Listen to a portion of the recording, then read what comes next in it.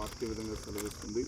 3వ అధ్యాయం రాస్తుందమ్మా. 3వ అధ్యాయం రాస్తుందంటే హల్లెలూయా, ఆ దినములు బాప్తిస్మ యోహాను వచ్చి పరలోక రాజ్యం సమీపిస్తుంది, మారు మనసు పొందునని యోధా అరణ్యంలో ప్రకటించుచుండెను. హల్లెలూయా. ఆ దినములు భక్తులు అంటాడు ఇక్కడ ఏమంటే పరలోక రాజ్యం సమీపిస్తుంది. ఏ రాజ్యం గాయత్రి?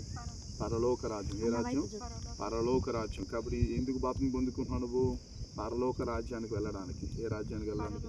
పరలోక రాజ్యానికి. అర్థమవుతుందా? ఈ లోకం శాశ్వతమైనది కాదు. హల్లెలూయా. ఈరోజు నీ భర్తను దేవుడు ఇస్తున్నాడు. హల్లెలూయా. కాబట్టి భర్త మీ ఇద్దరు కలిపి కూడా దేవుని సేవించాలి. అర్థమవుతుందా? దేవుని సేవిస్తూ దేవుళ్ళు నడవాల. హల్లెలూయా. అర్థమవుతుందా? ఇక్కడ రాస్తూ నమ్మి, ఇక్కడ రాస్తూ మారు మనసు పొంది ఏమంటాడు ఇక్కడ? పరలోక సమీపిస్తూ మారు మనసు పొంది. హల్లెలూయా. కాబట్టి ఏం పొందాలా? మారు మనసు పొందాలా. హల్లెలూయా. మనసు మార్చుకోవడం. ఎందుకంటే ఈ లోకంలో ఉన్న ఆలోచనని, ఈ లోకంలో ఉన్న మనుషులని కూడా ఏ రోజుకైనా గతించేవాలి. హల్లెలూయా.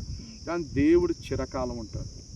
దేవుని చిరకాలం ఉంటాడు. ఎందుకంటే మనుషుల జన్మ, కర్మ, పాపం ఉంది. ఈ 2 పాపాలు పోవడానికి యేసుప్రభువు నీటి మూలంగా బాప్తిస్మం ఇచ్చాడు. అర్థమవుతుందా?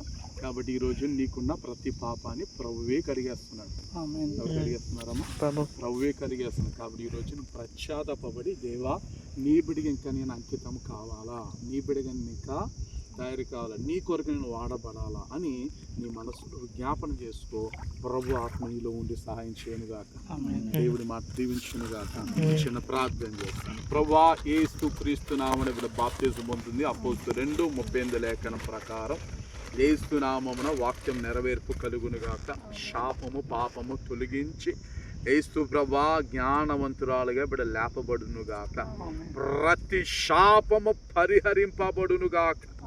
సహాయం చేయమని యేస్తున్నాం రా సంతండి. మోకలంగు నేను చెప్తా.